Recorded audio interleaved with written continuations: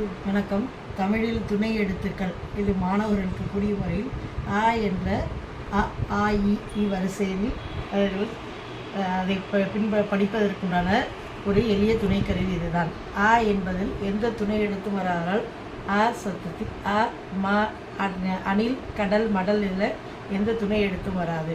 ஆனால் தமிழில் துணை எழுத்திற்கு ஆ என்று சொல்லும் பொழுது இது கீழ் விலங்கு சுழி. ஆ என்ற எழுத்திற்கு வரக்கூடிய இந்த எழுத்திற்கு மட்டும் கீழ் விலங்கு சுழி என்று அழைக்கப்படுகிறது. அதனுடைய துணை எழுத்தாக துணைக்கால் என்பது வருகிறது. காடு, ஆடு, பாடு, நாடு.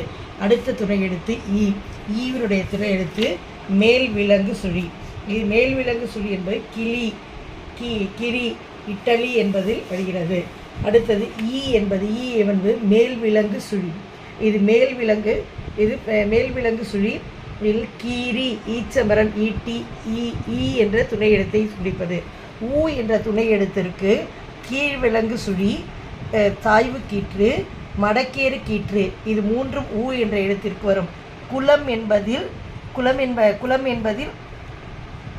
கீழ்விலங்கு சுழியும், மடக்கேறு கீற்று என்பது தூ என்பதில் மடக்கேறு கீற்றும் சாய்வு கீற்றாக ஊ என்பதும் உள்ளது.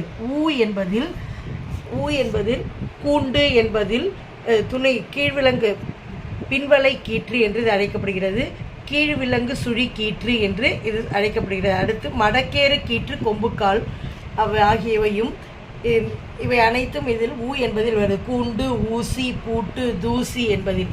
அடுத்த எழுத்து ஏ என்பது ஒற்றை கொம்பு என்று அழைக்கப்படுகிறது. கெண்டி, மெட்டி என்பதில் வரக்கூடியது. ஏ என்பதில் இரட்டை கொம்பு வருகிறது. கேள்வி, கேணி என்பதில் வருகிறது.